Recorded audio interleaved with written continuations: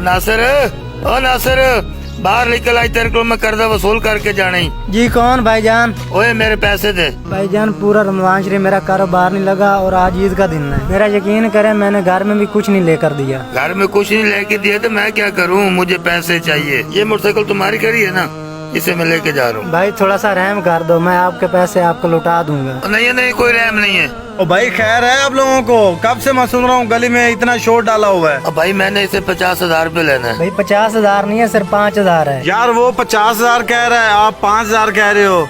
ये बीच में मामला क्या है मुझे बताओ। मैंने इसे 5,000 सूद पे उठा के कारोबार शुरू किया था, अब इसने सूद लगा के मेरे ऊपर 50,000 बना दिया। यार आप लोगों ने वो हदीस नहीं सुनी हुई जिसमें वाज़ेह लिखा हुआ है, सूद लेने वाला और देने वाला दोनों दोज़ख की आग में। ये लो भाई अपने 50,000 रुपए पकड़ो और जाओ। नहीं भाई, मुझे 50,000 नहीं चाहिए, मेरा 5,000 है। और मेरी तौबा, आज के बाद मैं सूद का कारोबार नहीं करूँगा। ऐ ईमान वालो, दुगना चौगना सूद न खाओ और अल्लाह से डरो ताकि कामयाब हो जाओ, और दोज़ख की आग से बचो जो काफिरों के लिए तैयार की गई है।